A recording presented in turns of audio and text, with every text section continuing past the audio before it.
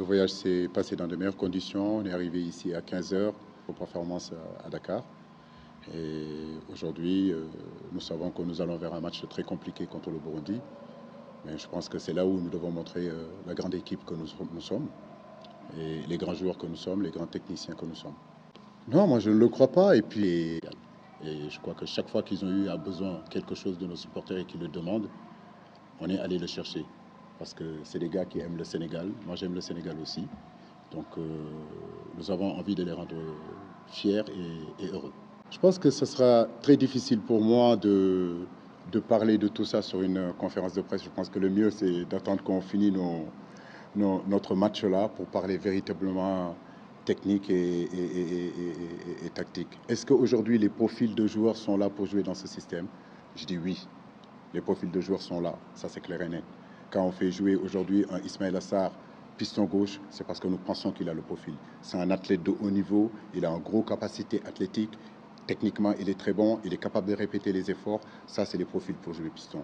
Si on prend à droite Habib Diarra, je pense que c'est un garçon qui a déjà joué un club, sous l'air, je crois, Stéphane, ou je ne me rappelle pas de l'entraîneur avec qui il a joué, mais il a su le jouer à gauche, il a su le jouer à droite. C'est aussi un athlète de haut niveau. Physiquement, il a un gros potentiel, il a un gros coffre, techniquement, il est très bon et il est capable d'être un très bon contre-attaquant. Koulibaly, aujourd'hui, en position de libéraux. Koulibaly est un axe central. En gros, je vais vous expliquer que dans ce système-là, c'est pas comme si je prenais un Koulibaly et le faire jouer attaquant, ou bien un Sadio Mané, un défenseur central. Sadio Mané, dans notre 4-3-3, il est dans la deuxième zone. Et je l'ai dit, 99,9% des buts de Sadio Mané, il les a marqués dans la deuxième zone ou bien dans le couloir central. Donc, ça veut dire que Sadio Mané, il joue dans ce poste. Je veux dire, aujourd'hui, je ne l'ai pas ramené à le faire jouer 6. Pape Matar Sarr, là où il joue, c'est là où il joue en club.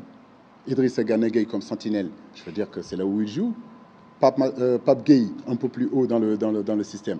C'est pratiquement le même système qu'à Villarreal. Donc, depuis 10 ans, on a toujours changé de système.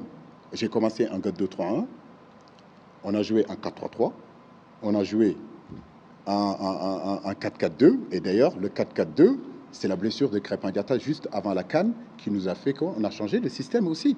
Donc c'est pour cela que ce début de CAN 2022 a été très compliqué. Mais comme je le dis, j'ai des joueurs aujourd'hui capables de jouer dans n'importe quel système parce que c'est des grands joueurs. J'ai pas le sentiment qu'avant on nous regardait avec un certain complexe.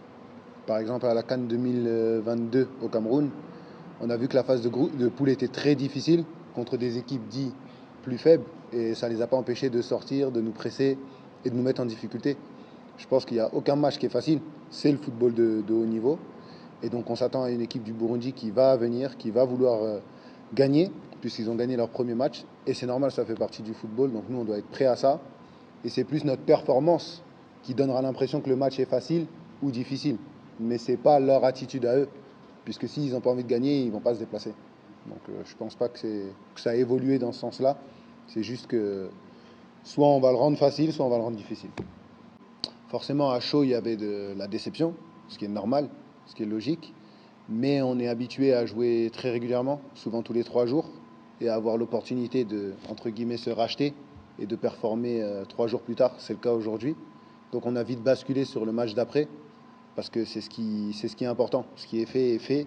On ne peut pas le changer, même si on aurait aimé.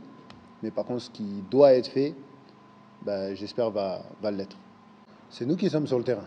C'est nous qui sommes sur le terrain. On n'a pas l'habitude de se cacher ou de se trouver des excuses. Donc le coach met un plan de jeu en place, mais c'est nous qui l'animons, c'est nous qui jouons et qui avons la décision finale. Donc évidemment, on ne se cache pas. On a nos responsabilités à prendre et il va falloir qu'on réponde présent dès demain. Chaque match que je prépare, je le prépare en tout cas avec toute la détermination, toute l'abnégation, tous les efforts que nécessite la préparation de ce match-là. Donc ça n'a pas changé depuis 10 ans. La même façon, la même force, avec le staff bien sûr qu'on a préparé le match de la RDC, c'est la même façon qu'on est en train de préparer le match face au Burundi.